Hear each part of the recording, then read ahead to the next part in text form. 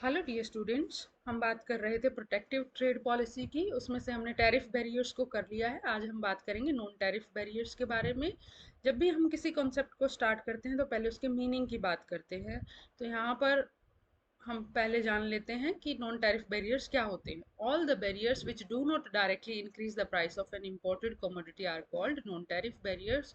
वो सभी बैरियर्स जो इम्पोर्टेड कमोडिटी का प्राइस इंक्रीज नहीं करते हैं वो कहलाते हैं नॉन टैरिफ बैरियर्स।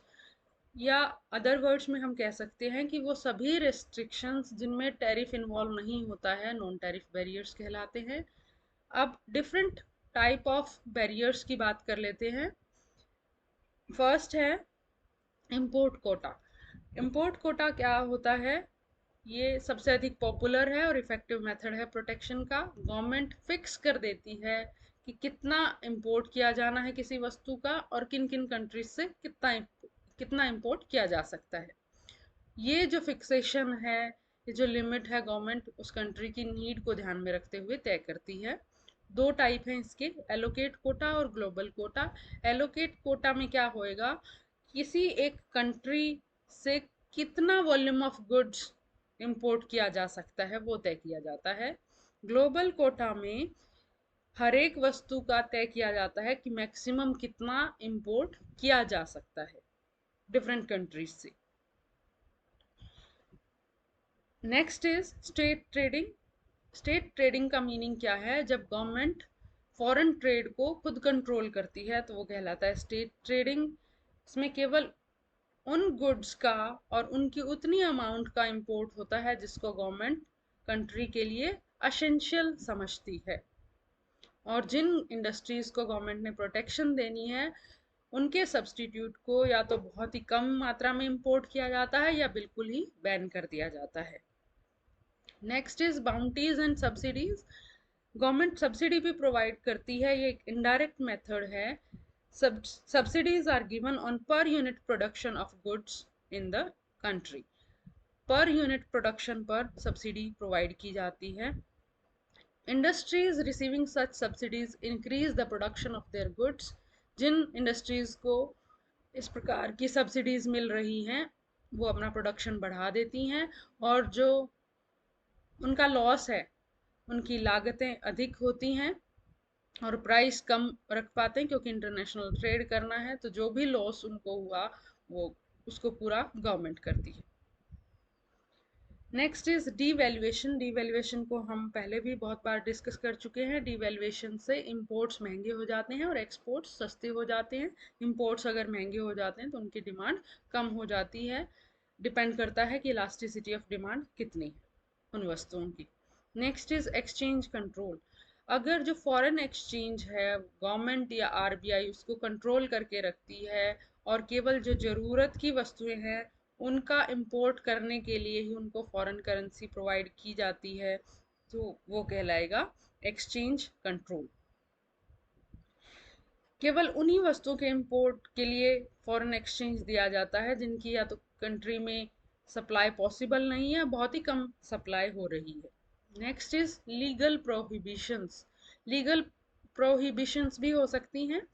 एक एग्जाम्पल दिया हुआ है कि इंग्लैंड में जब भारतीय कपड़े की अधिक डिमांड हो गई तो वहाँ का जो टेक्सटाइल सेक्टर था उस पर बुरा प्रभाव पड़ा। तो ब्रिटिश गवर्नमेंट ने एक एक्ट पास किया और इंडिया से जो टेक्सटाइल जो कपड़ा एक्सपोर्ट हो रहा था उस पर बैन कर दिया। तो इस प्रकार से भी इंपोर्ट्स को रोका जा सकता है लीगल प्रोहिबिशंस के द्वारा। Next is discriminating freight rates. अगर किसी कंट्री के पास अपने ट्रांसपोर्टेशन के मीन्स हैं तो वो एक्सपोर्ट से लो फ्राइट रेट्स चार्ज करेंगे और इंपोर्ट्स के लिए हाई फ्राइट रेट्स चार्ज करेंगे। इस प्रकार से भी वो इंपोर्ट्स को महंगा कर देते हैं। Licence system. लाइसेंस सिस्टम में गवर्नमेंट केवल जो ज़रूरत के गुड्स हैं उनके ही इंपोर्ट की परमिशन देती है लाइसेंस के द्वारा। Next is bilateral agreement. अगर कोई दो देश आपस में एग्रीमेंट कर लेते हैं तो वो आपस में फ्री ट्रेड या कम टैरिफ लगाकर या कम रेस्ट्रिक्शन लगाकर ट्रेड करते हैं, लेकिन बाकी सभी कंट्रीज के लिए रेस्ट्रिक्शन अधिक होती है। अब हम बात करें, हमने टैरिफ बैरियर्स के बारे में भी बात की और नॉन टैरिफ बैरियर्स की, इनमें से कौन सा मेथड सही है? इसके लिए एक डेफिनेट आंसर डिफ़िकल्ट है, क्योंकि डिपेंड करता है उस कंट्री की सिचुएशन क्या है, वो किस प्रकार के जो हैं रिस्पॉन्स या कॉन्सिक्वेंसेस बियर कर सकता है, उस पर डिपेंड करता है। अगर quota system, import duties, licence system इस प्रकार के रेस्ट्रिक्शंस को अपनाता है, तो उस कंट्री को रेडी रहना पड़ता है अदर कंट्रीज के रिएक्शन पर। उनके पॉसिबल रिएक्शंस क्या हो सकते हैं, कितना रिस्क वो कंट्री लेना चाहता है, क्योंकि एक कंट्री अगर अपने कंट्री में इंपोर्ट्स को बैन करता है या रिस्ट्रिक्ट करता है, तो दूसरे कंट्री भी तो इस प्रकार के डिसीजन लेंगे उस कंट्री के एक्सपोर्ट्स के लिए। और अगर वो कंट्री सब्सिडीज की पॉलिसी अपनाता है, तो उससे भी गवर्नमेंट का बर्डन काफ़ी बढ़ जाएगा। तो वो डिपेंड करता है कि कंट्री की क्या सिचुएशन है, वो किस प्रकार के कॉन्सिक्वेंसेस बियर कर सकता है, उसके बेसिस पर डिसाइड किया जाता है किस प्रकार की प्रोटेक्शन पॉलिसी गवर्नमेंट अपना रही है।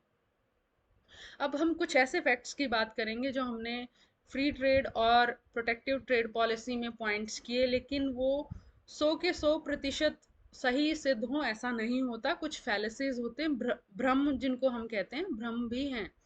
उनके बारे में हम बात करते हैं। पहले फ्री ट्रेड से संबंधित जो हमारे आर्ग्यूमेंट्स हैं उनको देख लेते हैं। Free trade always benefit all countries. हमने ये देखा कि और एक्सप्लेन किया कि फ्री ट्रेड से सभी कंट्रीज को बेनिफिट होता है, लेकिन एक्चुअल में कुछ he developed countries free trade को अपनाते हैं। बहुत से ऐसे डेवलप्ड कंट्रीज हैं जो रेस्ट्रिक्शंस अपनाते हैं, और उसकी वजह से सभी कंट्रीज को पूरा बेनिफिट नहीं मिल पाता है फ्री ट्रेड का।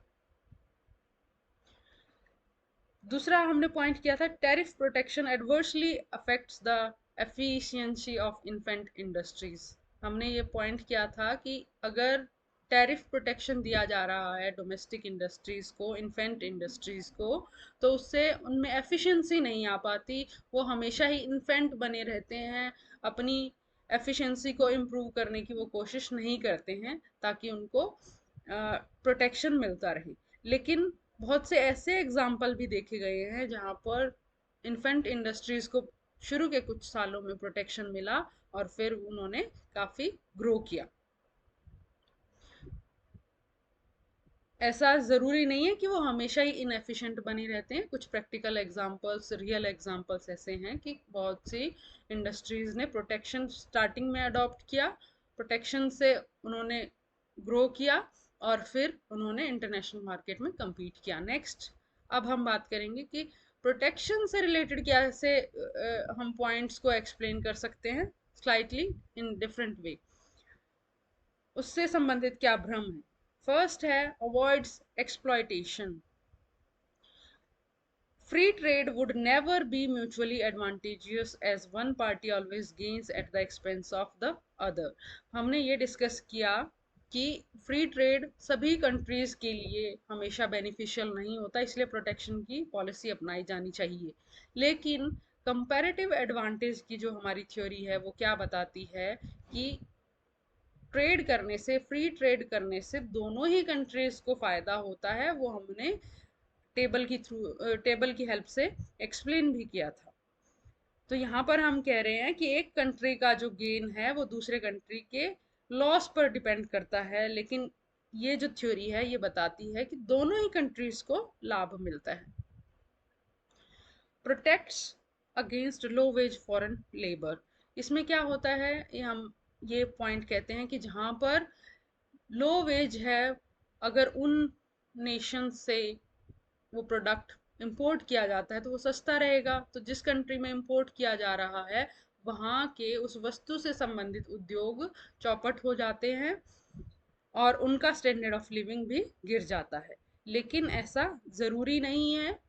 अगर एक कंट्री लो वेज नेशन से कुछ इंपोर्ट कर रहा है तो वो लेबर इंटेंसिव गुड्स का इंपोर्ट कर रहा है, और उसके बदले में वो कैपिटल इंटेंसिव गुड्स का एक्सपोर्ट कर सकता है, और वो भी कंट्री अपनी इनकम को इंक्रीज कर सकता है, स्टैंडर्ड ऑफ लिविंग को इंक्रीज कर सकता है।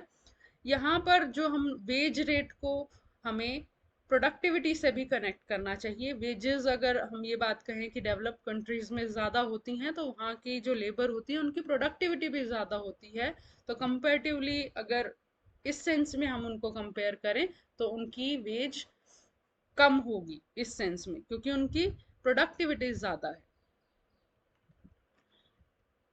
Greater the exports better the living standard, एक हमारा ये बिलीव है कि जितने ज़्यादा एक्सपोर्ट्स होंगे उतना ही लिविंग स्टैंडर्ड बेहतर होगा, क्योंकि उससे कंट्री की इनकम इंक्रीज होती है और फिर लोगों का स्टैंडर्ड ऑफ लिविंग इंक्रीज होता है।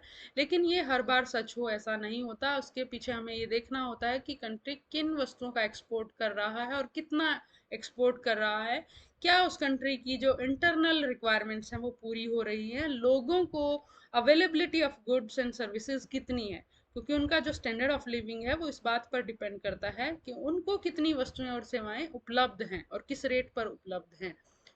तो एक कंट्री अगर अपने कंट्री की रिक्वायरमेंट्स को पूरा नहीं कर रहा है और एक्सपोर्ट ज़्यादा कर रहा है फॉरेन रिजर्व्स के लिए, फॉरेन करेंसी के लिए, तो वो किसी कंट्री के स्टैंडर्ड ऑफ लिविंग के लिए सही नहीं है।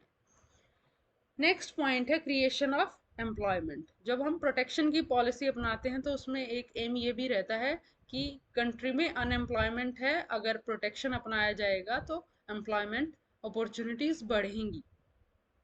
लेकिन ये जो बेनिफिट होता है ये केवल शॉर्ट रन के लिए ही उनको बेनिफिट होता है कि वो एम्प्लॉयमेंट जनरेट कर पाते हैं। लॉन्ग रन में क्या होता है, अगर वो एक कंट्री प्रोटेक्शन की पॉलिसी अपना रहा है तो दूसरा कंट्री भी उसके रिएक्शन में वो भी प्रोटेक्शन पॉलिसी अपनाएगा, और जो पहला कंट्री है, एक कंट्री है, उसके एक्सपोर्ट्स भी डिक्लाइन होंगे। एक्सपोर्ट्स डिक्लाइन होंगे तो इनकम कम होगी और आउटपुट कम होगा, आउटपुट कम होगा तो एम्प्लॉयमेंट कम हो जाएगा।